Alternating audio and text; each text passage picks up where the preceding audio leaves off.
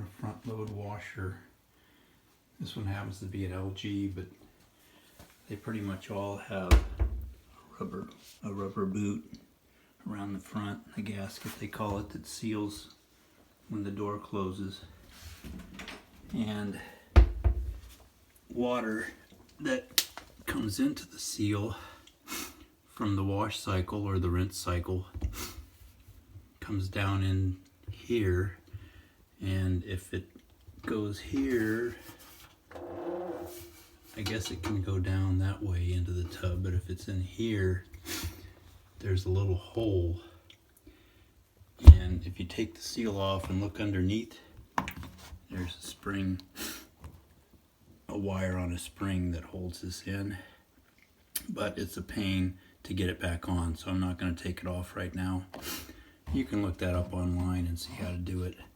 What I want to tell you about is had a pinhole right here on this side of the main hole, and again, that hole, what that hole does is it has a little L-shaped tube under there clamped on, and it leads back to the tub, so whatever water lands in here can go right back into the tub underneath and be drained out with everything else, all of the tub water.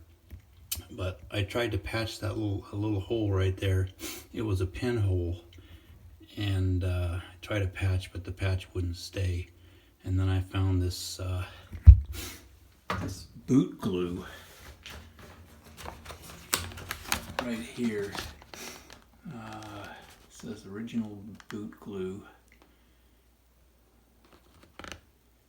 transparent.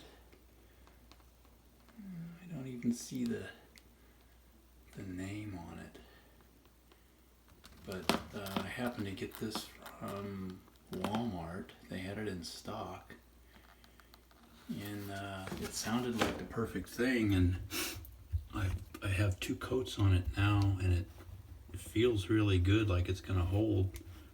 So yeah, if you have those little puddles, there's several parts that can leak here, but if you see a little pinhole in this part, my wife always dries this out because she's afraid of mold. So you can see it's been worn down there, and that's probably how it got the pinhole, from people wiping in there. So if you have a similar situation, you might get a pinhole, and it didn't leak a lot, but it leaked enough to be annoying.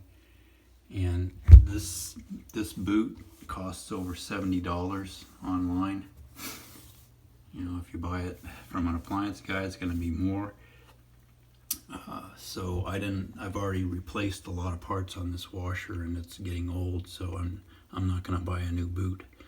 I was lucky to find this repair, and I think it's going to hold, so I just wanted everybody to see that. I used boot glue and it works.